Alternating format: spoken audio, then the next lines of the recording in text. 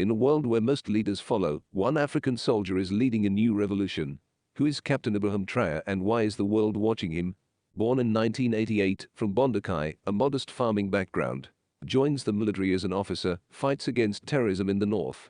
Disillusioned with leadership, he rises through the ranks quietly, participates in the overthrow of Lieutenant Colonel Damiba in September 2022.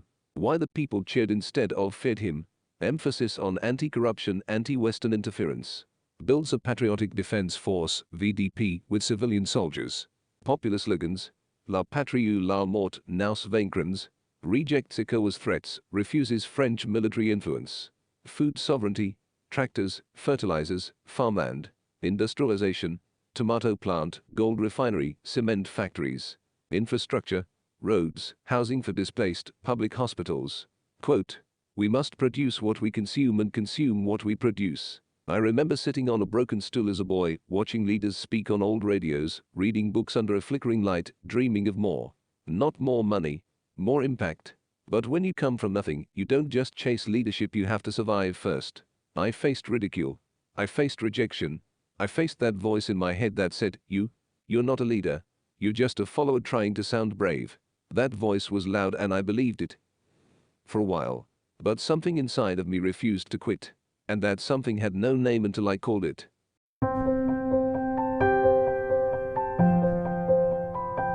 At the inauguration of the tomato processing plant in Bobo Dioulasso, November 2024, President Traoré emphasized a homegrown development model. He described the facility as a symbol of our vision of an endogenous and inclusive development, aiming at the full flourishing of all citizens, built through community shareholding, uniting Burkina at home and abroad. Part of a larger strategy to valorize local resources, create jobs, reduce food imports, and achieve national self-sufficiency. 2. Infrastructure and road expansion strategy. In a recent government-level speech, Traoré outlined a major infrastructure push, upgrading and expanding the national road network to enhance regional connectivity, trade, and access to education and healthcare.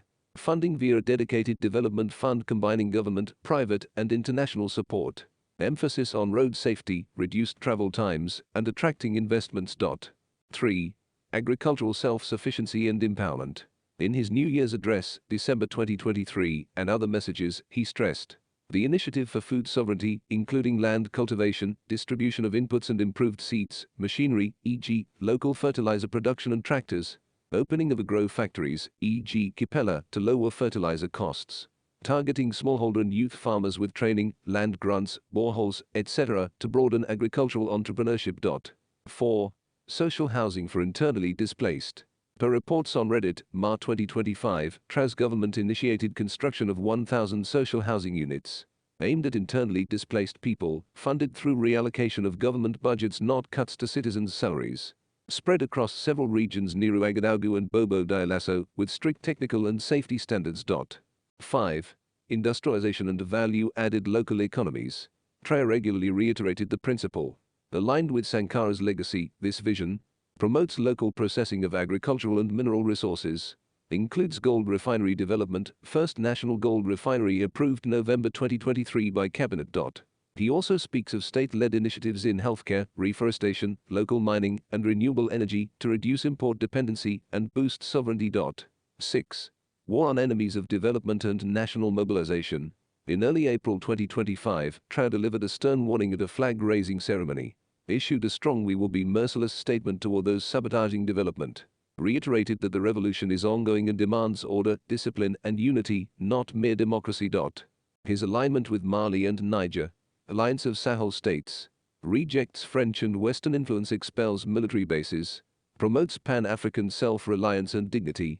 Social media branding him as Africa's Thomas Sankara reborn. Security remains unstable in rural areas. Sanctions from ECOWAS, diplomatic tensions. Critics call his leadership authoritarian. But massive youth support and diaspora backing continue.